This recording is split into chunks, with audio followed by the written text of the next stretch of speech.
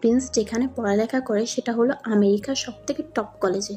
সেই কলেজে শুধু অন্য রাষ্ট্রের ছেলে মেয়ে লেখাপড়া করতে আসে। প্রিন্স কলেজে ক্যাম্পাসের দিকে যাওয়ার সময় একটা ছেলে ডাক দিল। How are you? Hey, I am fine. How are you? Today you are in Bangladesh. Like here when you will go and you will not go along auntie will also.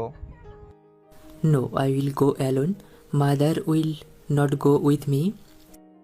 পাঠক পাঠিকা, আপনারা হয়তো অনেকটা বুঝলেন না যে প্রিন্স আর ছেলেটা কি কথা বলেছে। আসলে প্রিন্স পড়ালেখা করার জন্য বর্তমানে আমেরিকায় থাকে, তাই তার বাবা তার নিরাপত্তার জন্য এত গার্ড রেখেছে। আর প্রিন্স যার সাথে কথা বলছে সে হলো ডেভিড। প্রিন্স আর ডেভিড তারা দুজন বেস্ট ফ্রেন্ড। তাই ডেভিড জিজ্ঞেস করেছিল প্রিন্স নাকি বাংলাদেশে যাবে। ডেভিড আরও বলেছিল যে প্রিন্স কি একা যাবে নাকি তার সাথে তার আম্মুও যাবে। প্রশ্নটা করেছিল ডেভিড। উত্তরে প্রিন্স বলেছিল না, সে একা যাবে। প্রিন্স কিছু সময় কথা বলে ডেভিডের কাছ থেকে বিদায় নিয়ে চলে আসে, এসে প্রিন্সিপাল রুমে প্রবেশ করে। কিছু সময় পর হাতে কই একটা কাগজ নিয়ে প্রিন্সিপালের রুম থেকে বের হয়ে আসে। আপনাদের মনে হয়তো সেটা কাগজগুলো কিসের, এই প্রশ্নটা আসছে। আসলে প্রিন্সের এমন রাজকীয়ভাবে থাকতে আর ভালো লাগছিল না, তাই সে সিদ্ধান্ত নেয় যে সে বাংলাদেশে কোনোভাবে যেতে পারলে সেখান থেকে পালিয়ে যাবে। আর এই কাগজগুলো হচ্ছে কলেজের সার্টিফিকেটস। প্রিন্স ঠিক করেছে যে সে বাংলাদেশে গিয়ে ছদ্মবেশী হিসেবে কোনো এক কলেজে ভর্তি হবে। তাই সে কোনোরকম প্রিন্সিপালকে বুঝিয়ে এইসব সার্টিফিকেটস বের করেছে। বিকাল 4:30 প্রিন্স তার পার্সোনাল বডিগার্ডকে ডাক দেয়। প্রিন্সের পার্সোনাল বডিগার্ডের নাম হচ্ছে আশরাফ সাহেব। প্রিন্স তাকে চাচা বলে সম্বোধন করে, কারণ সে তার বাবার বয়স ও অনেক বছর ধরে তার বাবার কাছে কাজ করছে। চাচা, আমরা কি এখনই রওনা দেব? জি রাজকুমার। আচ্ছা, তাহলে আমি আমার একটা ছোট ব্যাগের ভেতর কিছু পার্সোনাল জিনিস নিয়েছি, কেউ যেন এটা না ধরে। আর আপনি সবাইকে বলে দিন। এটা বলার কারণ হচ্ছে প্রিন্স যে বাংলাদেশে থাকবে এবং তার ব্যাগে তার কলেজের সার্টিফিকেটস আছে সেটা যেন কেউ বুঝতে না পারে, তাই সে সবাইকে বারণ করে দিচ্ছে। স্যার কি বলেন? আমরা থাকতে আপনার ব্যাগে আপনি কেন নেবেন? আমি আছি তো। না, আমি না বলছি। That's my order. Okay? Okay sir, কিছু সমস্যা হলে আমাকে জানাবেন। ওকে, আপনি এখন আসতে পারেন। আশরাফ সাহেব হচ্ছে প্রিন্সের পার্সোনাল বডিগার্ড। তার যা যা লাগবে সব কিছু আশরাফ সাহেব দেখে। আশরাফ সাহেব বিগত 16 বছর ধরে কাজ করছে প্রিন্সদের বাসায়। কিছুক্ষণ পরে বাংলাদেশের উদ্দেশ্যে রওনা হয় প্রিন্স। মাঝপথে বিমান থামে অন্য একটা দেশে। প্রিন্সের এখানে আজ রাতটা থাকতে হবে। এখানে তাদের একটা বাড়ি আছে, সেখানে প্রিন্স গিয়ে উঠল। আসলে প্রিন্সের বাবা সব দেশে বাড়ি বানিয়ে রেখেছে। সকাল হতেই আবারও রওনা দেয় বাংলাদেশে যাওয়ার উদ্দেশ্যে। দীর্ঘ 4 ঘন্টা আকাশপথে যাত্রা করার পর অবশেষে প্রিন্সের বিমান বাংলাদেশে ল্যান্ড করলো। প্রিন্সকে এর আগে বাংলাদেশে কেউ দেখেনি। প্রিন্স মাস্ক পরে আছে যাতে কেউ তাকে চিনতে না পারে। প্রিন্সকে রিসিভ করার জন্য আশেপাশে দেশের প্রেসিডেন্ট এবং বাংলাদেশের প্রেসিডেন্টও এসেছেন, কিন্তু কেউ এখনও প্রিন্সকে দেখেনি। তার উপর আবার প্রিন্স মুখে মাস্ক পরে আছে, তাই কেউ তার মুখটা দেখতে পারছে না। এয়ারপোর্ট থেকে বের হতেই পাবলিক আর মিডিয়া ভিড় বাঁধল। প্রিন্স তো এটার এই অপেক্ষায় ছিল। সুযোগ বুঝে সেখান থেকে পালিয়ে যায় প্রিন্স। আর প্রিন্সের বডিগার্ডরা তো পাবলিক আর মিডিয়া সামলাতে ব্যস্ত। প্রিন্স এখান থেকে পালিয়ে দৌড়াতে থাকে। দৌড়াতে হঠাৎ প্রিন্স একটা মেয়ের সাথে ধাক্কা খায় আর মেয়েটা নিচে পড়ে যায়। ঠিক তখনই মেয়েটা বলে ওঠে, ও মা গো, মরে গেলাম গো, কোন হাতি আমারে ধাক্কা দিল গো? মেয়েটা মুখ ঘুরিয়ে দেখে একটা ছেলে দাঁড়িয়ে আছে। তখন মেয়েটা বলে ওঠে, এই ফাজিল ছেলে, দেখে হাঁটতে পারছিস না? চোখ কি বাসে রেখে আসছিস নাকি? এ কি হলো, কথা বলিস না কেন? আসলে প্রিন্স এই প্রথম কোনো মেয়ের দিকে এমনভাবে তাকালো। মেয়েটা যেমন সুন্দরী তেমন তার চেহারা। প্রিন্স তো দেখেই ক্রাশ খেলো মেয়েটার উপর। প্রিন্স এক মনে মেয়েটার দিকে তাকিয়েছিল। ঠিক তখনই মেয়েটা একটা তালিয়ে বাজিয়ে বলে উঠল, এই যে, আপনি কি বোকা নাকি কানে কম শোনেন? মেয়েটার কথায় প্রিন্সের ঘোর কাটলো। আমতা আমতা করে বলে উঠল, sorry, I am really sorry. আমি আসলে দেখতে পাইনি।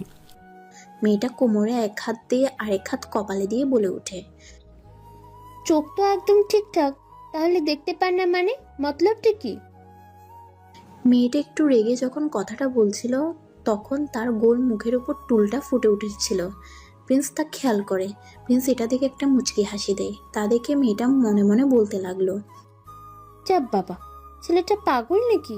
এখান থেকে কেটে পড়তে হবে। পরে আবার কোন বিপদে পড়ি কে জানে। দেখে তো পাগলের মতো লাগছে, কেমন পোশাক পরে আছে। ইস, শালাটার জন্য আমার স্বপ্নের রাজকুমারকে দেখতে পেলাম না। ইস রে, এখান থেকে চলে যাওয়াটাই ভালো হবে। আর কিছু না ভেবে মেয়েটা সেখান থেকে চলে আসতে লাগলো। প্রিন্সও মেয়েটার পিছু পিছু যেতে লাগলো। এখন মেয়েটা একটু ভয় পেতে লাগলো। কিছু সময় পর মেয়েটা একটা রেস্টুরেন্টে ঢুকলো। প্রিন্সও মেয়েটার পিছু পিছু রেস্টুরেন্টে ঢুকলো। প্রিন্স দেখলো মেয়েটা কিছু একটা নিয়ে খেতে বসেছে। প্রিন্স ঠিক মেয়েটাকে দেখে তা নিয়ে খেতে লাগলো। প্রিন্সের খাওয়া শেষে মেয়েটা আসছে বিল দিতে। প্রিন্সও মেয়েটার পিছন পিছন আসলো। মেয়েটা দোকানদারকে যখন টাকা দেয় তখন দোকানদার প্রিন্সের কাছে টাকা খুঁজলো। ঠিক তখনই বাঁধলো বিপত্তি, কারণ প্রিন্স তো টাকা নিয়ে ঘুরে না। তার যা প্রয়োজন হয় সেগুলো তার বডিগার্ডরা নিয়ে আসে। প্রিন্সকে আজ পর্যন্ত কখনো কিছু করতে হয়নি। যখন দোকানদার প্রিন্সের কাছে টাকা খুঁজলো তখন প্রিন্স চুপ করে মাথা নিচু করে রইল। এই বেটা, জিনিস খেয়েছিস আর টাকা দিচ্ছিস না? এটা কি আমার অনাথ আশ্রম ভাবছিস নাকি? টাকা বের কর এক্ষুনি। দোকানদারের কথা শুনে মেয়েটা বলতে লাগলো, ওনার কত টাকা হয়েছে আমি দিয়ে দিচ্ছি। 400 টাকা হয়েছে। এই নিন টাকা। আর হ্যাঁ, আপনি যদি ওনার জায়গায় থাকতেন তাহলে আপনি কি করতেন বলুন তো? নেক্সট টাইম থেকে কাউকে কিছু বলার আগে 100 বার ভেবে নেবেন, ওকে? জি আপু, ঠিক আছে। মেয়েটা এসব দোকানদারকে বলে চলে আসতে লাগলে ঠিক তখনই প্রিন্স গিয়ে মেয়েটাকে ধন্যবাদ জানালো। তখন মেয়েটা বলল, আচ্ছা, তুমি এখানে কেন? তোমাকে দেখে তো মনে হচ্ছে না তুমি গরিব তাহলে। ঠিক তখনই একটা বাস আসে। মেয়েটা ভাবে তার এক্ষুনি বাসে যাওয়া লাগবে, নয়তো আজ তার উপরে ঝড় উঠে যাবে। তাই ছেলেটাকে কিছু না বলে মেয়েটা গাড়িতে উঠে যায়। কিছু দূর আসতেই তার মনে হয় যে ছেলেটার কাছে তো টাকা পয়সা নেই, সে কিভাবে বাসায় যাবে। আর মেয়েটার কাছে যা টাকা ছিল তা সে খরচ করে ফেলেছে, আর মাত্র 200 টাকা আছে। সে 1 মাস ধরে 1700 টাকা জমিয়েছিল প্রিন্সের সাথে দেখা করবে বলে। মেয়েটা বাস থামিয়ে নেমে গেল। বাস থেকে নেমে ছেলেটার উদ্দেশ্যে হাঁটা ধরলো। একটু সময় হাঁটতেই মেয়েটা দেখতে পেল ছেলেটা সামনেই বসে আছে। তখন মেয়েটা কাছে গিয়ে বলল, এই নাও, এখানে 150 টাকা আছে, বাসায় চলে যাও। আসলে আমার কেউ নেই, আর আমার বাড়ি ঘর কিছুই নেই। কি? তাহলে তুমি কোথায় থাকো আর এখন কি করছো? প্রিন্স আর মেয়েটা হাঁটতে হাঁটতে কথাগুলো বলছিল। তখন মেয়েটার কথা শুনে প্রিন্স বলে, আমি রাস্তায় থাকি। ও আচ্ছা, তোমার নাম কি? আমার নাম হচ্ছে আজমাইন হোসেন। রাস্তার গলির মানুষগুলো আমাকে সাব্বির বলে ডাকে। আসলে প্রিন্স তার আসল পরিচয় গোপন রেখে এই নামটা বলে যেন তাকে কেউ চিনতে না পারে। প্রিন্স চায় না তার পরিচয় কেউ জানতে পারুক, তাই সে এই মিথ্যাস্ত্রটা নেয়। অনেক সময় ধরে আর মেয়েটা কথা বলছিল। ঠিক তখনই প্রিন্স বলে ওঠে, আচ্ছা, তুমি কিন্তু তোমার নামটা বললে না। আমার নাম হচ্ছে লিজা। ও, তুমি তো অনেক লাকি। তোমার বাবা মা তোমাকে কত ভালোবাসে। আমি অনেক লাকি, কারণ অন্য মেয়েরা যেমন তার বাবার কাছে আবদার করে বলে বাবা আমাকে একটা নতুন জামা কিনে দাও, তখন তাদের বাবা তাদেরকে নতুন জামা কিনে দেয়। আর সেই জায়গায় আমার আব্বু আমাকে বলে আমার যেগুলো আছে সেগুলো পরতে, আর ছোট বোনের নোংরা জামাগুলো পরতে।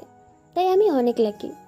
সবার মা যেমন তার সন্তানকে খাইয়ে দেয়, সেই জায়গায় কতগুলো রাজ্যে আমার মা আমাকে খেতে দেয় নাই তা আমার নিজের জানা নেই।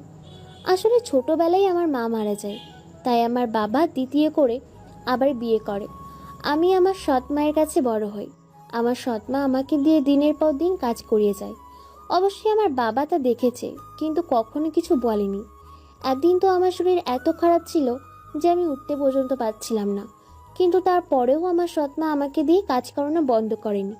যে জায়গায় আমার ছোট বোন সব ধরনের স্বাধীনতা পায়, আর সেই জায়গায় আমি সারাদিন বাসার মধ্যে বন্দি হয়ে জীবন কাটাচ্ছি। তুমি এখানে কি করতে এসেছো তা যদি তোমার মা বাবা জানতে পারে তাহলে। আজ আমার মা বাবা ও বোন একটা অনুষ্ঠানে গিয়েছে, তাই আমি আজ এখানে আসতে পেরেছি। আমি প্রায় 1 মাস ধরে টাকা জমিয়েছিলাম আজকের প্রিন্সের সাথে দেখা করার জন্য। আমি শুনেছিলাম প্রিন্স নাকি অনেক সুন্দর ও কিউট। আমি মনে মনে তাকে ভালোবাসি, তাই তার কাছ থেকে অটোগ্রাফ নেওয়ার জন্য আসছিলাম, কিন্তু তুমি মাঝপথে চলে আসলে। ও সরি। আচ্ছা, মনে করো তোমার প্রিন্সের সাথে দেখা হয়ে গেল। মানে? না কিছু না, তুমি কি লেখাপড়া করো? হ্যাঁ, অনেক রিকোয়েস্ট করার পর বাবাকে বলে কলেজে ভর্তি হই আমি লেখাপড়ায় ভালো হওয়ার কারণে আমার বাড়ি থেকে আমার কলেজ কর্তৃপক্ষকে কোনো টাকা দিতে হয় না। কলেজে কখন যাও? বাসার সব কাজ শেষ করে তারপর আমাকে কলেজে যেতে হয়। সকালে আব্বু ও আম্মু কাজে চলে যায়, তখন আমি কলেজে যাই। আচ্ছা, তোমার তো থাকার কোনো জায়গা নেই, তুমি আমাদের বাসায় থেকে কাজ করবে আর ওখানে থাকবে। একটু দীর্ঘ নিঃশ্বাস ফেলে মেয়েটা বলে।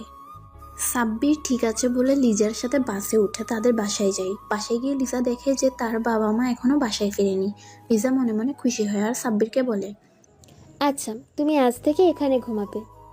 একটা পুরনো ঘর দেখিয়ে বলল লিজা। সাব্বির ঘরটা ভালো করে দেখে বুঝলো যে ঘরের মধ্যে পুরনো আসবাবপত্র রাখা, এক কথা গোডাউন, যেখানে শুধু একটা ভাঙা খাট আর তার উপরে একটা ছিঁড়া বালিশ রাখা আছে। সাব্বির কিছু একটা ভেবে বলল, আচ্ছা ঠিক আছে। তাহলে তুমি ঘুমিয়ে পড়ো, আমি রুমে গেলাম। সাব্বির ঘরের আশপাশটা দেখছিল। ঠিক তখনই একটা তেলাপোকা এসে পড়ল সাব্বিরের গায়ে। বেচারা ভয়ে চেঁচিয়ে উঠল। সাব্বির এতটাই ভয় পেয়েছে যে সে লিজাকে জড়িয়ে ধরেছে আর বলেছে, এখানে কিছু একটা আছে। লিজা অনেক কষ্টে নিজেকে ছাড়িয়ে দেখে সামনে একটা তেলাপোকা, যেটা দেখে সাব্বির প্রচণ্ড রকমের ভয় পেয়েছে। তখন হাসতে হাসতে লিজা বলল, তুমি তেলাপোকা দেখে ভয় পাও? আমি তো কখনো শুনিনি যে ছেলেরা তেলাপোকা দেখে ভয় পায়। এই বলে লিজা হাসতে লাগলো। সাব্বির লিজার হাসির দিকে একমনে তাকিয়ে আছে। রুমের জানালা দিয়ে চাঁদের আলো লিজার মুখে পড়তেই আরো বেশি সুন্দর আর স্নিগ্ধ দেখাচ্ছে তাকে। লিজা বলল, কি দেখছো? আচ্ছা, তুমি ঘুমাও। লিজা বাই বলে চলে গেল। এদিকে সাব্বির ঘুমাতে পারছে না। চোখ বন্ধ করলেই বারবার শুধু লিজার ওই হাসি মাখা চেহারা ভেসে উঠছে। সকালবেলা কেউ একজন সাব্বিরের গায়ে পানি ঢেলে দিয়ে বলল, ওই ফকিরের বাচ্চা, তুই আমাদের গোডাউনে কেন? তোকে বাসায় ঢুকতে দিয়েছে কে? এটা বলে মেয়েটা তার বাবাকে ডাকতে লাগলো। বাবা, বাবা, তুমি কোথায়? নিচে আসো তো। এই খ্যাত আমাদের বাসায় কি করছে? আবার এখানে ঘুমাচ্ছে কেন? বাবা, ও বাবা। এই, তুমি এখানে কেন? আর কি করছো তুমি এইখানে? তোমাকে বাসায় কে ঢুকতে দিয়েছে? ঠিক তখনই সেখানে লিজার আগমন ঘটে। লিজা এসে বলল, বাবা, ও হচ্ছে সাব্বির, আরও অনেক ভালো একটা ছেলে। ওর বাবা মা কেউ নেই, তাই আমি ওকে বাসায় নিয়ে এসেছি। আমাদের বাসায় কাজ করে খাবে। বাহ বাহ বাহ বাহ, অপূর্ব। এটা মনে হচ্ছে অনাথ আশ্রম, যে যাকে পারে তাকে তুলে নিয়ে আসবে। হে, তুমি কিছু বলছো না কেন? চুপ করে আছো কেন? ঠিক আছে, ছেলেটাকে যেহেতু নিয়ে এসেছে, তাহলে এখন আর কি করার? আর তোমারও তো বাজার করার জন্য ও বাইরের কাজ করার জন্য একজন লোকের প্রয়োজন। তাহলে ওকে রেখে দেওয়াই ভালো। কথাটা তো ভেবে দেখিনি। থাকুক তাহলে, আমার কোনো সমস্যা নেই। লিজা তার মায়ের কথাটা শুনে মনে মনে দীর্ঘ একটা নিঃশ্বাস ফেলল। আর নেহা হনহন করে বাসা থেকে বের হয়ে গেল। নেহা তার বাবার কথাই মোটেও সন্তুষ্ট হয়নি, তাই নেহা বাসা থেকে বের হয়ে যায়। নেহার মা এসে সাব্বিরকে কতগুলো জামা কাপড় দিয়ে বলল, এই ছোট লোক, জামা কাপড় গুলো কেচে দে। ঠিক আছে ম্যাম। সাব্বির কখনো এসব কাজ করেনি। সাব্বির কিভাবে এসব কাজ করবে ভাবছে। ঠিক তখনই লিজা এসে বলল, তুমি আমার কাছে দাও, আমি কাপড়গুলো পরিষ্কার করে দিচ্ছি। তুমি রান্না করবে না? সমস্যা নেই আমার, আমি কাপড়গুলো পরিষ্কার করে দেব। রান্না প্রায় হয়ে আসছে, আর আজ আমার ক্লাস নেই। লিজা সাব্বিরের হাত থেকে জামা কাপড়গুলো নিয়ে ওয়াশরুমে চলে যায়। লিজা জামা কাপড়গুলো পরিষ্কার করার সময় তার পিঠের উপর অংশে একটা কালচে দাগ দেখতে পায় সাব্বির। দাগটা দেখে সাব্বিরের ভিতরটা মোচড় দিয়ে উঠল।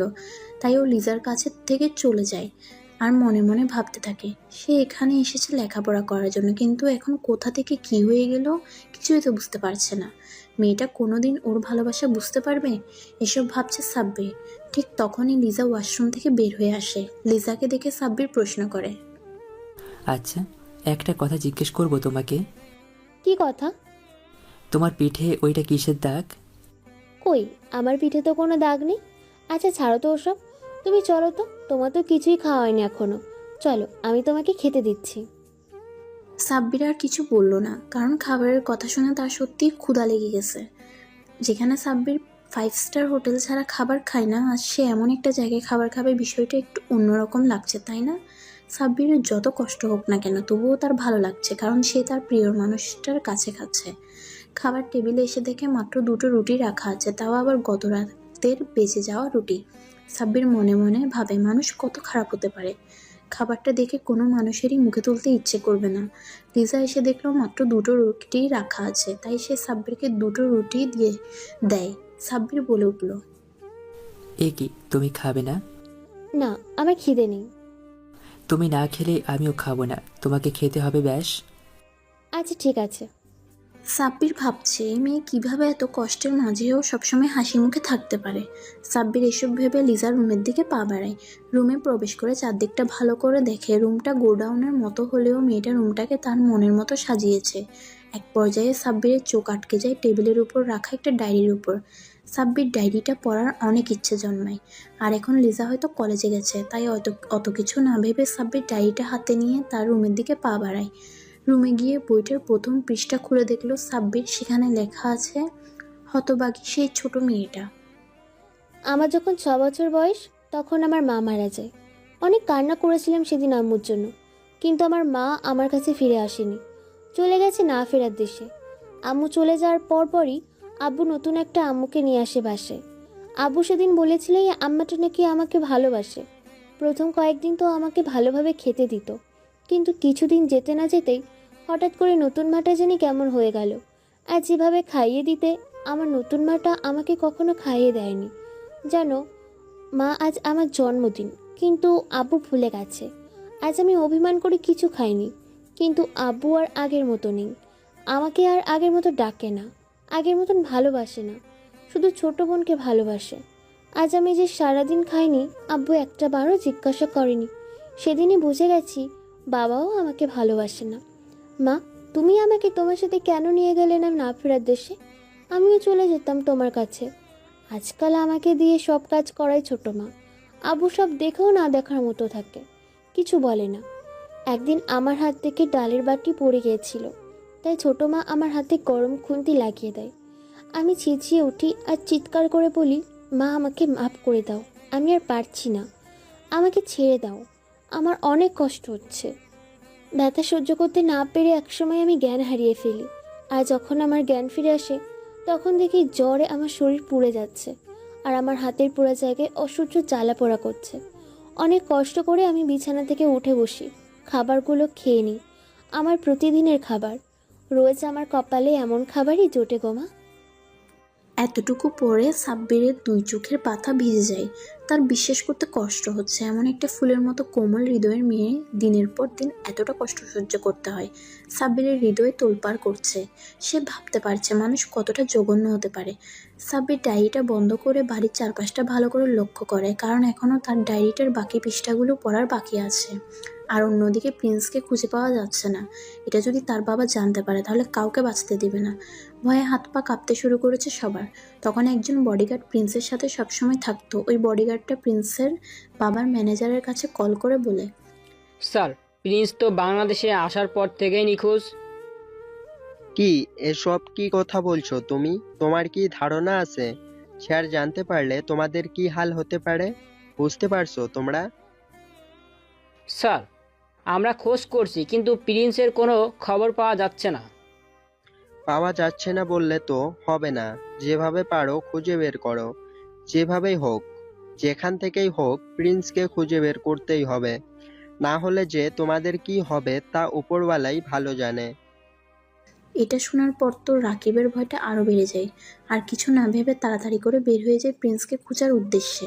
আর ওইদিকে সাব্বির বাড়িতে একা একা থাকতে সাব্বিরের একদম ভালো লাগছিল না। সে বাড়ির বাইরে বের হয়ে আসে। একটু দূরে আসতেই দেখে একটা মেয়ে, বলতে গেলে অনেক ছোট মেয়ে, বয়স আনুমানিক 4 বা 5 বছর হবে, সে রাস্তায় বসে কান্না করছে।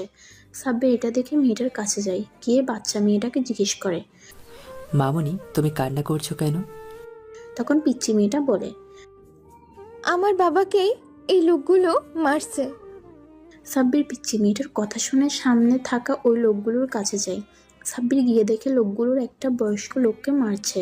সাব্বির এটা দেখে তার মাথা গরম হয়ে যায়। শালা হারামজাদা, তুই এভাবে কতদিন ধরে আমাদের ঠগাচ্ছিস? আজ তোর মেয়েটাকে তুলে নিয়ে যাব। লোকগুলো এসব বলে হেসে উঠল। সাব্বিরের তো মাথা আরও গরম হয়ে যায়। তার ইচ্ছে করছে ওদের এখনই গুলি করে বুকটা ছিদ্র করে দিতে, কিন্তু এখন এসব কিছু করতে পারবে না সে, কারণ এখন এখানে তার পরিচয় প্রকাশ পেলে সব নষ্ট হয়ে যাবে। সাব্বির লোকগুলোর কাছে যায়, গিয়ে বলে, ভাই, আপনারা এমন অসহায়ত একজন মানুষকে কেন মারছেন? তখন ওদের মাঝখানে রাকিব ছেলেটা এসে সাব্বিরের কলার ধরে বলে। সাব্বির নিজের কলারটা ছাড়িয়ে বলল, ভাই, একটা কথা কি জানো, পৃথিবীতে যদি আমি সব থেকে বেশি দুটো জিনিসকে ঘৃণা করি, আর তাহলে এক, আমার জামার কলার ধরা, আর দুই, আমার মা বাবাকে নিয়ে গালি দেওয়া। তখন তাদের মধ্য থেকে একটা মাস্তান টাইপের ছেলে, তাদের লিডার, সে এসে বলে, আরে বাস, দেখ শালার কি অ্যাটিটিউড। তোর ভাবটা জোশ রে মামা, আমার ভালো লাগছে। কিন্তু তুই জানিস না আমি কে? আমার বড় ভাই এই এলাকার এমপি। হয়তো তুই এলাকায় নতুন তাই জানিস না। আমার ভাইয়ের নাম সিজু সরকার। আর এই বুড়ার কি লাগিস রে তুই? আমি ওনার ছেলে। কি করেছে উনি? কেন মারছেন ওনাকে? টাকা পায় টাকা, তুই দিবি ওর টাকা। কত টাকা? পুরো 5 লাখ। সাব্বির মনে মনে হাসছে, কারণ তার একজন চাকরের বেতনও 5 লাখ থেকে বেশি। ঠিক আছে, আমি ওনার টাকা দেব, কিন্তু তার আগে এখন একটা কাজ আছে। তখনই সাব্বির রনিকে একটা লাথি দেয়।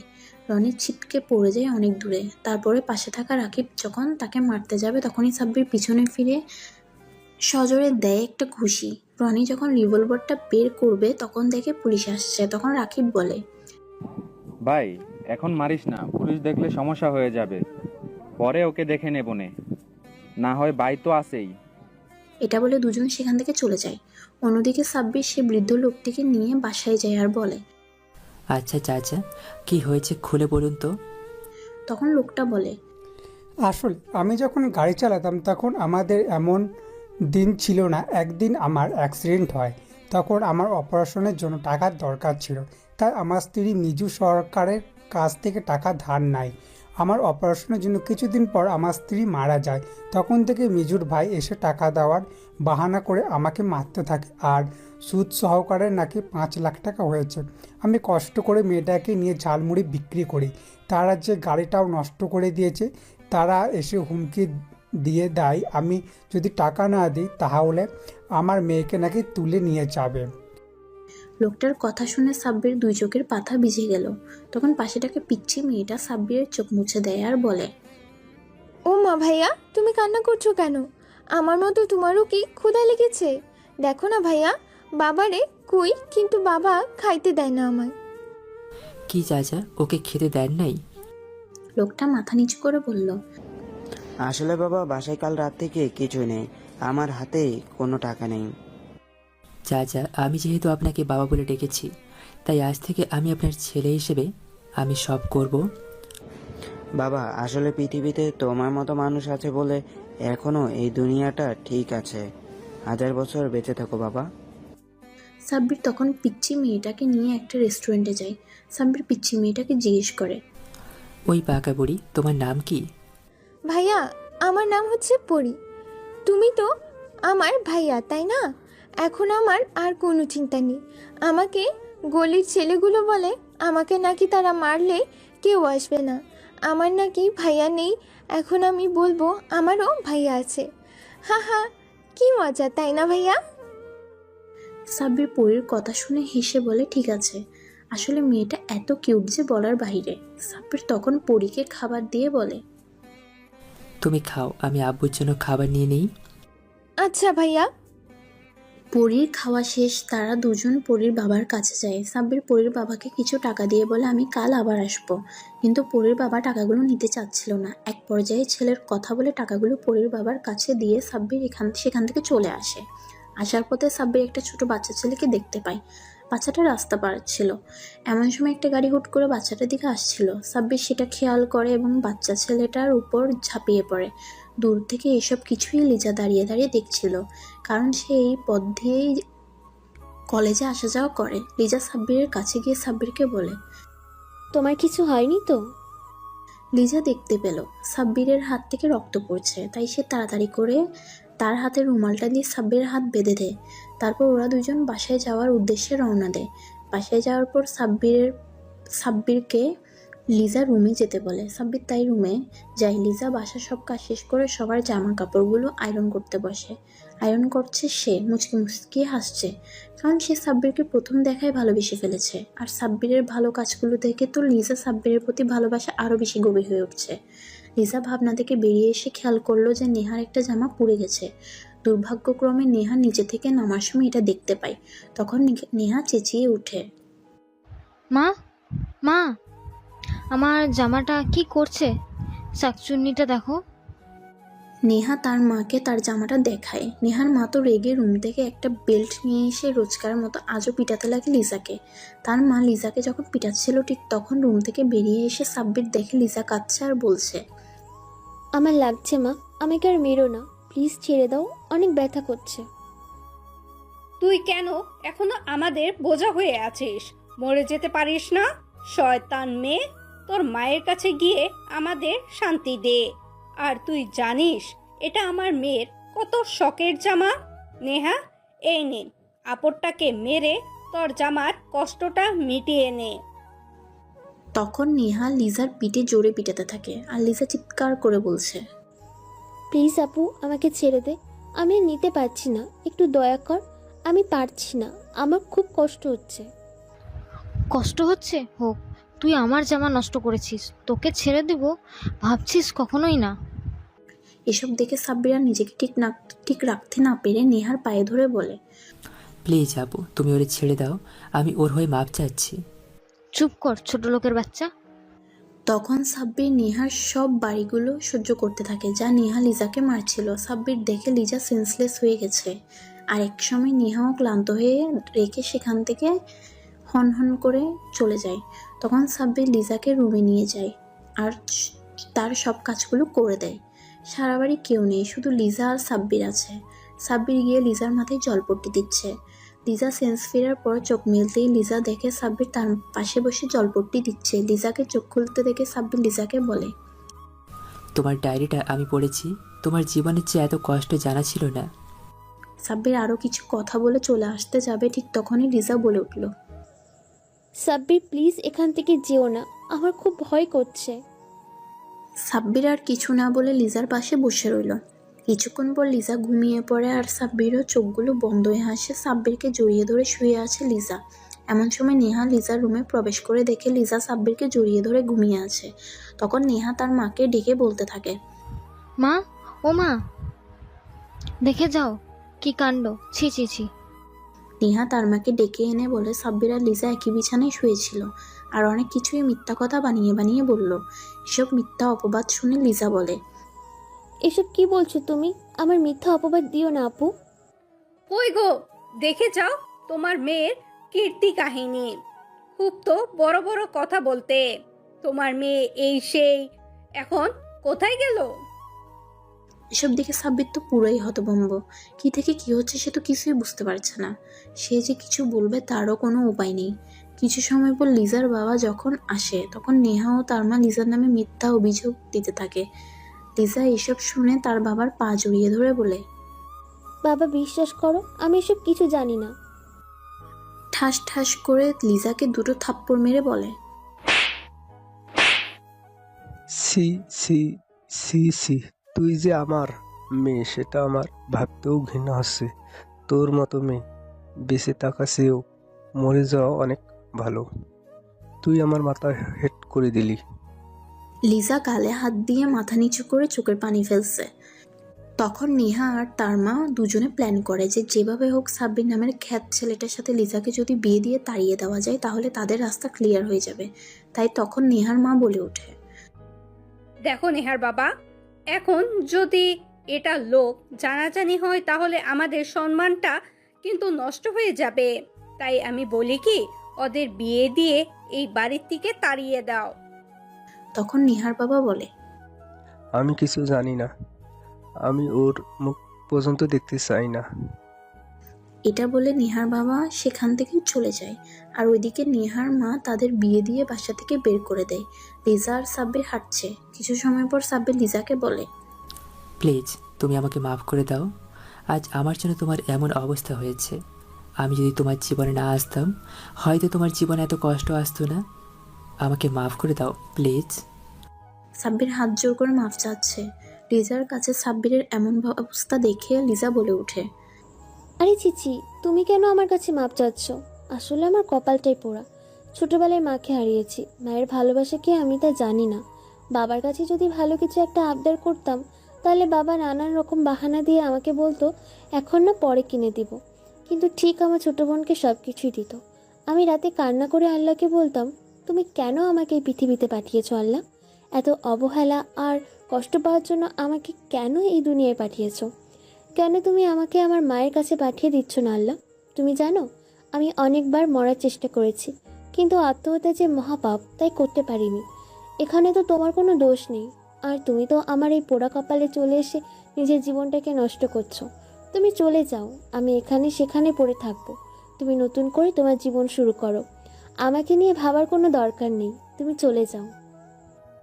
লিজা এমন কথা শুনে সাব্বির বলে ওঠে, মানুষের জীবনে বিয়ে একবারই হয়, আর সেটা যেভাবেই হোক না কেন, একজন স্বামীর কর্তব্য হলো তার স্ত্রীর সকল দায়িত্ব নেওয়া এবং ভালো খারাপ চাহিদা পূরণ করা।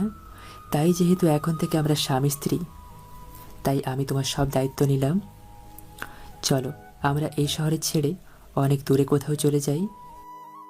সাব্বির আর লিজা ট্রেনে যাত্রা করছে। উদ্দেশ্য নতুন কোনো এক অজানা শহর। আর অন্যদিকে প্রিন্সকে খুঁজে পাচ্ছে না এই খবর তার বাবার কানে চলে যায়। তখন প্রিন্সের বাবা অনেকটা রেগে যায়। প্রিন্সের মা তো কান্নায় ভেঙে পড়ে। প্রিন্স তার একমাত্র ছেলে। মেহরাব সাহেব তো ভয়ে দিশেহারা। তাড়াতাড়ি করে সকল দেশে প্রিন্স খুঁজে বের করার জন্য খবর পাঠানো হয়। বাংলাদেশে সকল নিউজ চ্যানেল প্রিন্সের নিরুদ্দেশ হওয়ার খবর দেওয়া হয়েছে। আর এটাও বলা হয়েছে যে বাংলাদেশে কেউ যদি প্রিন্সের খোঁজ দিতে পারে তাহলে তাকে 100 কোটি টাকা পুরস্কার দেওয়া হবে। সারা বিশ্বে খোঁজ চলছে প্রিন্সের, কিন্তু কেউ খুঁজে পাচ্ছে না প্রিন্সকে। আর অন্যদিকে সাব্বির আর লিজা তারা দুজন ঢাকার বাইরে অনেকটা দূরে কোনো এক অচেনা জায়গায় এসে ট্রেন থেকে নেমে রেল স্টেশনে বসে আছে। সময় ছিল দুপুর 12টা। লোকজনও ছিল। ঠিক তখন একটা লোককে রাস্তার ওপার থেকে কয়জন ছেলে এসে ছুরির ভয় দেখিয়ে লোকটার হাতে থাকা ব্যাগটা নিয়ে যাওয়ার জন্য চেষ্টা করে। লোকটা সাহায্যের জন্য চিৎকার করতে লাগলো, কিন্তু কেউ তাকে সাহায্য করতে আসলো না। এমন সময় সাব্বির তার লক্ষ্য করে দৌড়ে লোকগুলোর কাছে যায় আর বলে, ভাই কেন এমন করছেন আপনার? ছেড়ে দিন ওনার ব্যাগটা। শালা, জীবনের মায়া নাই নাকি তোর?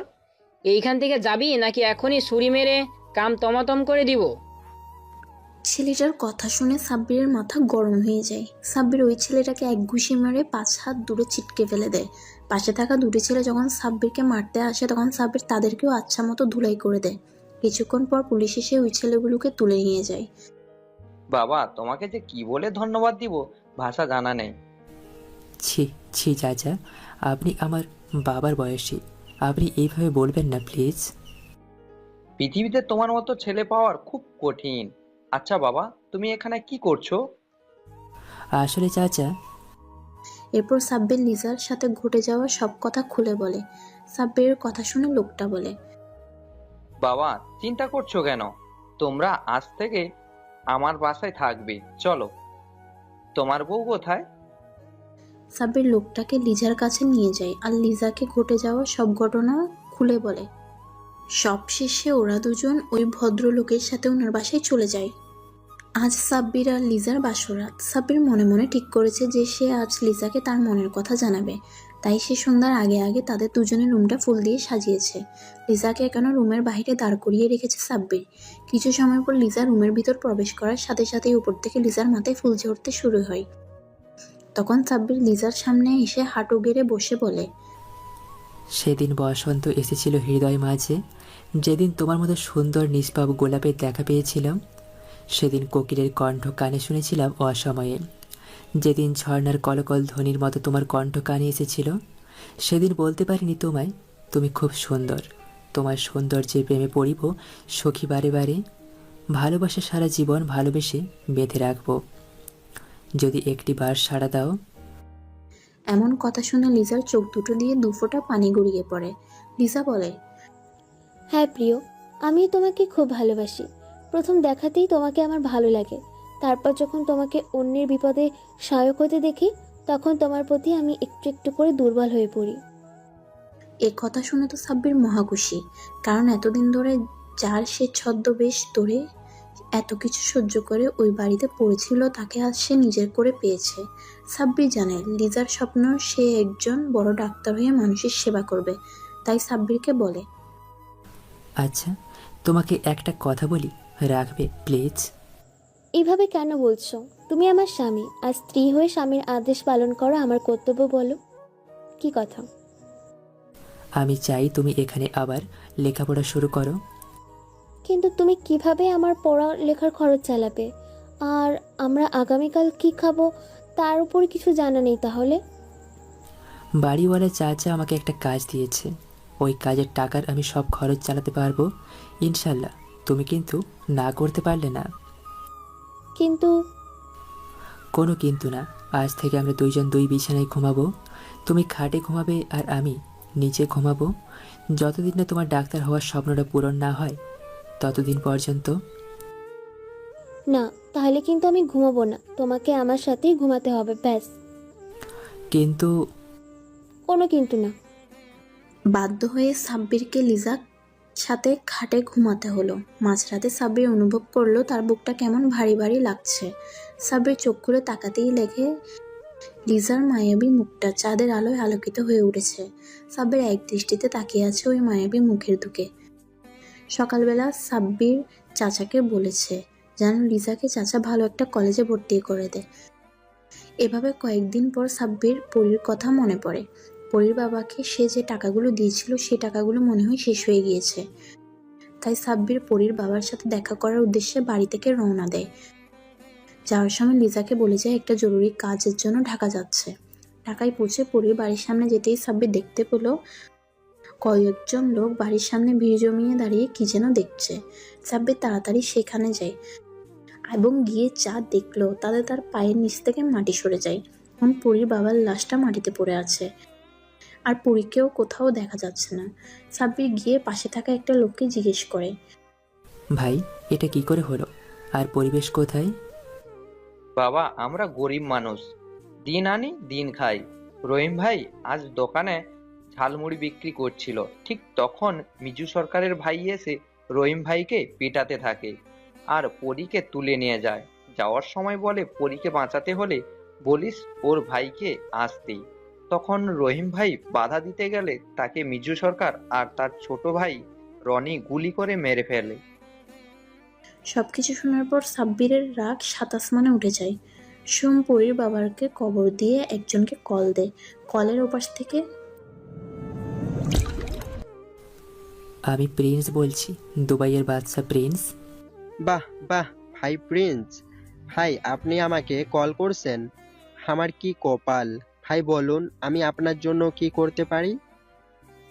আমি জানতে চাই মিজু সরকার কার আন্ডার পাওয়ারে চলে? ভাই ঢাকা শহরের টপ মাফিয়া কিং নীলের নামে সিজু সরকার চলে, আর ওরা তো আপনারই লোক। আর ভাই আপনি বললে আমি ওকে এখনই এমপি পদ থেকে বের করে দিচ্ছি। সাব্বির হেসে বলে, তুমি কি বের করবে? আমি তো ওরে দুনিয়া থেকে বের করব। ও জানে না প্রিন্স কি জিনিস। আই এম কামিং মিজু সরকার, তোর ওপরে টিকিট কাটার সময় হয়ে গেছে, তৈরি হয়ে নে। আর অন্যদিকে লিজার বাবা নেহাও তার মায়ের কথা শুনতে পায়। মা, এখন আমাদের রাস্তা ক্লিয়ার, এখন নেই কোনো কাটা, শুধু বাকি আছে মাছটা। কাটা ফেলে দিয়েছি, তাহলে মাছটাকে খেতে কি সমস্যা? এটা বলে নেহাও তার মা হাসতে লাগলো। এসব শুনে লিজার বাবা নিজের কানকে বিশ্বাস করতে পারছে না। ওরা যে এমনটা করতে পারে সেটা ওনার কল্পনার বাহিরে।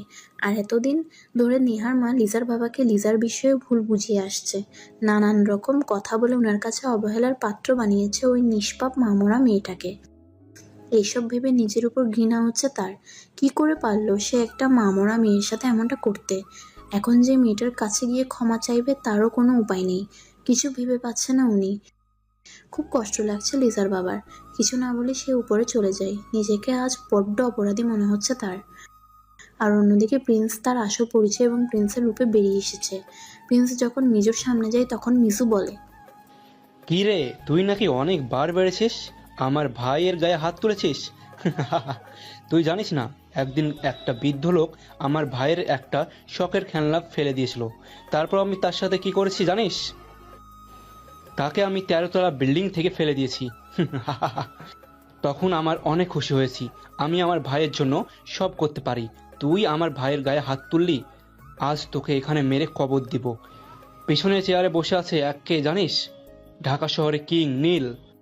আজ তোকে এখানে পুঁতে দেবে এই নীল। ওরে ওপরে পাঠিয়ে দাও, আজ আমি ওর মৃত্যু দেখব। আমার ভাইয়ের গায়ে হাত তোলা ছোট, এই দিকে আয়। মিজুর কথা শুনে একটা মুচকি হাসি দেয় সাব্বির। তখনই পিছে থাকা লোকটি সাব্বিরের দিকে মুখ ফিরে তাকায়। সাব্বিরের দিকে তাকাতেই নীল দৌড়ে গিয়ে তার সামনে হাঁটু গেড়ে বসে হাতটা নিয়ে একটা চুমু খেয়ে বলে, প্রিন্স ভাই, তুমি এই গরিবের এখানে? ভাই আমার জায়গাটা ধন্য হয়ে গেছে। ভাই বলো, আমি তোমার জন্য কি করতে পারি? প্রিন্স ভাই বলার পরপরই নীলার পাশে থাকা প্রায় 6000 লোক প্রিন্স নামটা শোনার পরে মাথা নিচু করে মাটিতে হাঁটু গেড়ে বসে পড়ে। মিজু আর রনির তো জান যায় অবস্থা, কারণ তারা সবাই জানে যে প্রিন্স নাম কতটা ভয়ঙ্কর। তখন প্রিন্স বলে, তোরা যাকে তুলে এনেছিস সে আমার বোন, আর আমি তাকে নিতে এসেছি। প্রিন্সের কথা শোনার পরই নীল ইশারায় বলল যেন পরীকে বাসায় দিয়ে আসতে। প্রিন্স ভাই, আপনার বোন বাসায় চলে গেছে। বলুন, আমার কাছে কি চান আপনি? পাশে থাকা মিজু আর তার ভাইয়ের জানটা আমার চাই। প্রিন্স কথাটা বলে শেষ করার আগেই নীল তার হাতে থাকা সাইলেন্সার গানটা দিয়ে মিজুর বুকের মাঝে বরাবর একটা গুলি করে। গুলিটা মিজুর বুক ছেদ করে বেরিয়ে যায়। আরেকটা গুলি করে রনির মাথার মাঝখানে। রনিও সঙ্গে সঙ্গেই সেখানেই মারা যায়। গুলি করে নীল প্রিন্সের পায়ের কাছে বসে থাকে। তখন প্রিন্স একটা মুচকি হাসি দিয়ে সেখান থেকে চলে যায়। প্রিন্স বাসায় যায়। বাসায় গিয়ে দেখে পরী কান্না করছে। সাব্বিরকে দেখে পরী কান্না করতে করতে সাব্বিরের কাছে এসে বলে, ভাইয়া, আব্বুকে ওরা মেরে ফেলেছে ভাইয়া। পরি, কান্না করিস না। তোর বাবাকে যারা মেরেছে ওদেরকে আমি শাস্তি দিয়েছি। সাব্বির পরীকে নিয়ে তার বাসায় যায়। সাব্বিরের সাথে পরীকে দেখে লিজা বলে, এই পিচ্ছি মেয়েটা কে গো? ওর নাম হচ্ছে পরি। ও আজ থেকে আমাদের সাথেই থাকবে। ওর মা বাবা কেউ নেই। ও আমাকে ভাই বলে ডেকেছে। ভাইয়া, এই আপুটা কে? লিজা পরীকে কাছে টেনে বলে, আমি তোমার ভাবি জান, আর তুমি আমার পিচ্ছি ননদিন। এটা বলেই দুজন হেসে দেয়। লিজার সাথে পরীর এখন ভালো সম্পর্ক তৈরি হয়ে গেছে। সাব্বির পরীকে ভালো একটা স্কুলে ভর্তি করে দিয়েছে। সাব্বির যে আসলে কে তা এখনও এই শহরের মানুষ জানে না। সাব্বির কুমিল্লা শহরে থাকে আর চাচার দেওয়া গাড়িটা চালিয়ে রোজগার করে। সাব্বির ওই আলিশান 4 দেয়ালের চেয়ে এই ছোট্ট বাড়িতে লিজাকে নিয়ে অনেক সুখে আছে। লিজার সাথে এখন সাব্বিরের ভালোবাসাটা আরও অনেকটা গভীর হয়ে গেছে। অন্যদিকে নেহা ঘুমাতে পারে না। রোজ রাতে স্বপ্ন দেখে ঘুম থেকে চেঁচিয়ে ওঠে। ওর নাকি খুব যন্ত্রণা হয়। নেহার মা কী করবে কিছুই বুঝতে পারছে না। নেহার বাবাও ওই দিনের পর হার্ট অ্যাটাক করে তারপর থেকে আর বিছানা থেকে উঠতে পারে না। নেহার মা এখন বাসার সব কাজ ও অফিসের কাজ দেখাশোনা করে, কারণ নেহার বাবা অসুস্থ। আর নেহা সারাদিন ক্লাবে পার্টি করে, কিন্তু ইদানিং নেহার যেন কি হয়েছে। রাতে তার ঘুম আসে না, মাথা ব্যথা করে আর রোজ দুঃস্বপ্ন দেখে। নেহা ও তার মা এখন বুঝতে পারছে তারা কি অন্যায়টাই না করেছে মা মরা এতিম মেয়েটার উপর। তারই শাস্তি ভোগ করছে এখন 1 বছর পর। বছর শেষের দিকে লিজার মেডিকেলের ফাইনাল এক্সামের ফিস লাগবে প্রায় 65,000 টাকা। লিজা ভাবছে সাব্বির এত টাকা কোথায় পাবে, তাই এই পরীক্ষা দিবে না সে মনে মনে ভেবে নিয়েছে। লিজার মন খারাপ করে বাসায় বসে আছে। তখন সাব্বির বলে, কি হয়েছে তোমার? এভাবে মনমরা লাগছে কেন তোমায়? লিজা চুপ করে আছে, এখনো কিছু বলছে না। সাব্বির আবার বলল, কি হলো, কিছু বলছো না কেন? না কিছু না, আসলে না থাক। আসলে কি বলো? কিছু না। বলো বলছি। আসলে আমার এক্সাম ফিস 65,000 টাকা লাগবে, তাই আমি এক্সাম দিব না ভাবছি। কেন দেব না? এত টাকা কোথায় পাবে তুমি? আরে পাগলি মেয়ে, তুমি এইসব নিয়ে কেন ভাবছো বলো তো? তুমি এক্সাম দেবে আর তোমাকে গোল্ডেন A+ পেতে হবে, বুঝেছ? তুমি এক্সামের জন্য তৈরি হও, বাকি টাকা আমি দেখছি। সাব্বির হয়তো চাইলে তার ডেবিট কার্ড দিয়ে কোটি কোটি টাকা তুলতে পারে। কিন্তু সে এমন কিছুই করবে না, কারণ সে কষ্ট করে যেই টাকাটা ইনকাম করে সেই টাকায় চলার আনন্দটা হয়তো ওই আলিশান টাকার মধ্যে নেই। সাব্বির এতদিন ধরে প্রায় অনেক টাকা জমিয়েছে। সব টাকা মিলিয়ে লিজা মেডিকেল কলেজে গিয়ে ফিসটা জমা করে আসে। আজ লিজার রেজাল্ট দিবে, তাই রেডি হচ্ছে লিজা। আজ প্রায় 1 বছর 4 মাস হয়ে গেছে প্রিন্সকে খুঁজে পাচ্ছে না তার বাবা মা। এইদিকে মেহেরাব সাহেব সবাইকে বাংলাদেশে পাঠিয়ে দিয়েছে প্রিন্সকে খোঁজার জন্য। প্রিন্সের বাবা বলেছে প্রিন্সকে যদি না খুঁজে বের করতে পারে তাহলে তাদের কাউকে বাঁচতে দিবে না, তাই সবাই লুকিয়ে আছে বাংলাদেশে। অন্যদিকে সাব্বির ছদ্মবেশ অনেকটা ভালোই আছে। এখানে সে বুঝতে পারে মানুষ কতটা খারাপ হতে পারে, এবং টাকাটা জিনিস সময়ের সাথে সাথে সাব্বির এখন নিজেকে গুছিয়ে নিয়েছে। লিজা রেডি হয়ে এসে প্রথমে চাচাকে সালাম করে। তখন চাচা বলে, আরে মা, আমাকে সালাম করতে হবে না, বেঁচে থাকো মা, আমরা যেন খুশির খবরটা পাই। এরপরে লিজা গিয়ে সাব্বিরকে সালাম করতে যায়। তখন সাব্বির ধরে বলে, আরে সালাম করতে হবে না, চলো, আমার বিশ্বাস তুমি পাশ করবে ইনশাল্লাহ। তাই যেন হয় গো। সাব্বির গিয়ে লিজাকে তার কলেজে দিয়ে আসে। এদিকে ট্যাক্সি নিয়ে সাব্বির বের হয়েছে। পথে একটা রেস্টুরেন্টে খেতে আসছে মেহেরাব সাহেব। রেস্টুরেন্ট থেকে যখনই গাড়ি ধরতে যাবে তখনই তিনি প্রিন্সকে দেখতে পেলে মেহেরাব সাহেব মনে মনে বলে, এটা আমি কাকে দেখছি? সত্যি দেখছি তো, আমাদের প্রিন্স রাজকুমার গাড়ি চালাচ্ছে। এটা কি করে সম্ভব? একটু পিছনে গিয়ে দেখতে। মেহেরাব সাহেব সাব্বির নামে যে ছেলেটা, তার সব খোঁজ খবর নিয়ে দেখে যে সে হচ্ছে তাদের প্রিন্স রাজকুমার। তাই সে আর এক মুহূর্ত দেরি না করে সবাইকে কল দিয়ে জানায়। আর অন্যদিকে সাব্বির নামে প্রিন্স গাড়ি চালিয়ে সামনে যাচ্ছে। ঠিক তখনই কতগুলো ছেলে তার সামনে আসে। ওই ছেলেগুলো থেকে একটা কালো মোটা দেখতে একটা ছেলে এসে বলে, এই সালা মাদারবোর্ড, গাড়ি থেকে বের হ, তোকে বস ডাকছে। সালা টাকা দেয় না, আবার রাস্তায় গাড়ি নিয়ে বের হয়েছিস। সাব্বির গাড়ি থেকে নেমে বলে, ভাইজান, আপনারা কারা আর কি চাই আমার কাছে? কিসের টাকা? তখন বড় একটা গাড়ি থেকে নামে একটা লোক আর বলে, আরে চান্দু, আমার কাছ থেকে যে টাকা নিয়েছে ভুলে গেছো? টাকা তো নিব, কিন্তু তোর জানটা নিতে। আর আমি কে জানিস? আমি হচ্ছি ওর ভাই। লোকটার পিছনে থাকা একটি মেয়ে বের হয়ে যায়। আপনাদের প্রশ্ন হতে পারে এই মেয়েটা কে, আর এই গল্পটার সাথে কিসের সম্পর্ক, আর কিসের টাকা নিয়েছে? তাহলে শুনেন। সাব্বির সকাল সকাল এই গাড়ি নিয়ে বের হয়েছে। প্রতিমধ্যে একটা বৃদ্ধ লোককে একটা মেয়ে মারছে, তা দেখে সাব্বির সেখানে যায়। গিয়ে মেয়েটার হাত ধরে তখন মেয়েটা বলে, ওই ছোট লোকের বাচ্চা, আমি তোকে দেখে নেব। আমি তোর এমন অবস্থা করব যে তুই সারা জীবন মনে রাখবি, নয়তো আমার নাম নীলিমা চৌধুরী না, মাইন্ড ইট। এই কুত্তার বাচ্চা, কোন সাহসে তুই আমার হাত ধরলি? তুই জানিস আমি কে? মেয়েটার কথা শুনে সাব্বিরের রাগটা বেড়ে গেল। সাব্বির মেয়েটাকে ঠাস করে একটা থাপ্পড় দেয়। সাব্বির গিয়ে ওই লোকটাকে উঠায়। তখন সাব্বির বলে, চাচা, কেন ওই মেয়েটা আপনাকে মেরেছে? সাব্বিরের কথা শুনে লোকটা বলে, বাবা, আমি ওনার লাগেজটা নিতে গিয়ে পেলে দিয়ে নিজে এই জন্য আমাকে মেরেছে। সাব্বির গিয়ে মেয়েটাকে আবার একটা থাপ্পড় দেয়। মেয়েটার ঠোঁট কেটে রক্ত বের হতে থাকে। সাব্বির মেয়েটাকে বলে, ছি, তুই একটা বাবার বয়সী লোকের গায়ে হাত তুললি? টাকা আছে বলে এমন পাওয়ার দেখাচ্ছিস?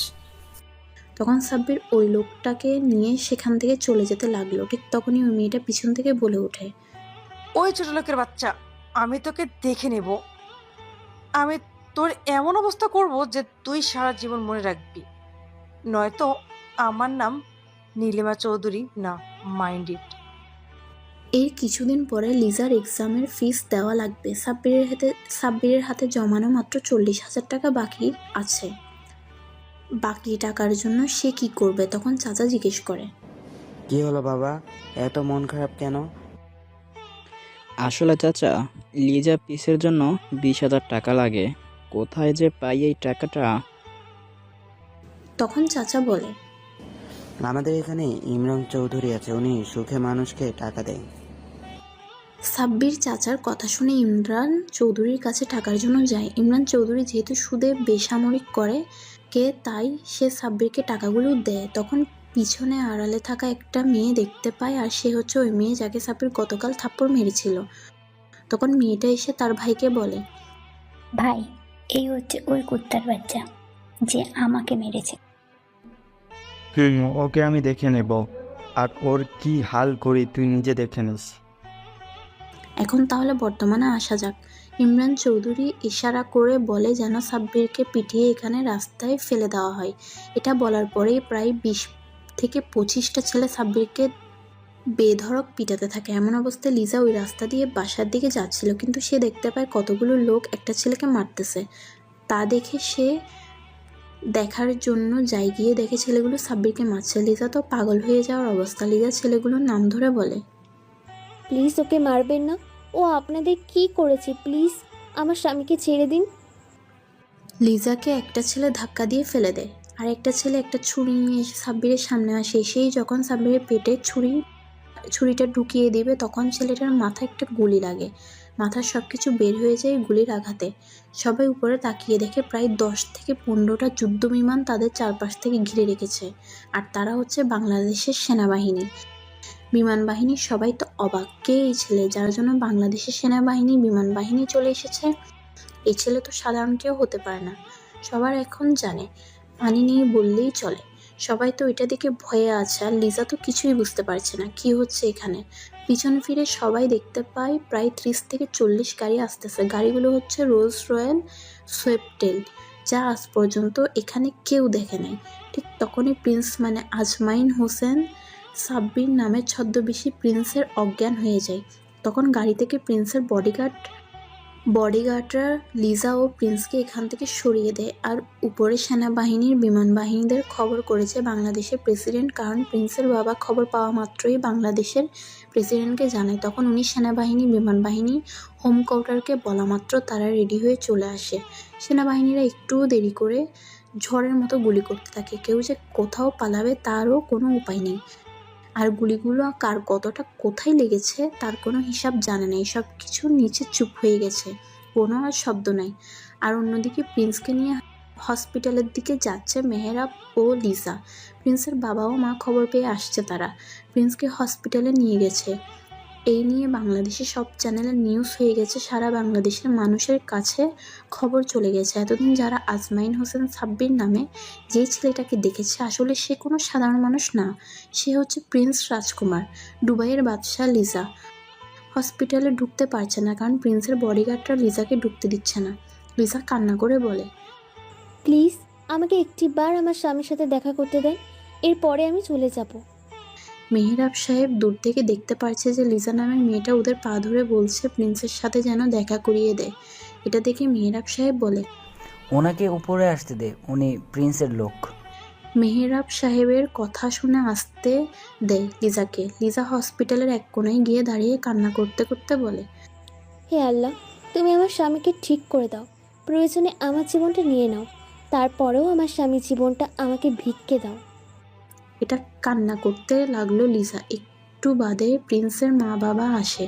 তারা আসতে ডাক্তার অপারেশন থিয়েটার থেকে তেই ডাক্তারকে প্রিন্সের বাবা বলে, ডাক্তার, আমার ছেলে এখন কেমন আছে? আল্লাহর রহমতে এখন আপাতত বিপদমুক্ত। 5 মিনিট পরে দেখা করবেন, ঘুমের মেডিসিন দিয়েছি। 5 মিনিট পরে প্রিন্সের বাবা ও মা প্রিন্সের বেডে প্রবেশ করে। লিজা বাহিরে দাঁড়িয়ে রয়েছে, তার এত সময় ধরে কোনো হুঁশ ছিল না যে এখানে কি হয়েছে। আর সাব্বিরকে প্রিন্স সে কখনো কল্পনাও করতে পারেনি। আজ এটা দেখে কেমন জানি তার কাছে স্বপ্ন মনে হচ্ছে। ওইদিকে প্রিন্সের সাথে তার মা ও বাবার কিছু সময় কথাবার্তা হয়, আর লিজাকে প্রিন্স ডাক দেয়। লিজা প্রবেশ করে। ওই, তোমার চোখে কি হয়েছে? ফোলা কেন? কান্না করেছো? এত কাঁদার কি আছে? হ্যাঁ, মানুষ তো একদিন মা। প্রিন্স কথাটা বলতে যাবে, তখনই লিজা প্রিন্সের ঠোঁটে লিপকিস করে বসে পাশে। প্রায় 5 মিনিট পরে ছেড়ে দিয়ে বলে, এমন কথা আর কখনো বলবে না, বলে দিলাম।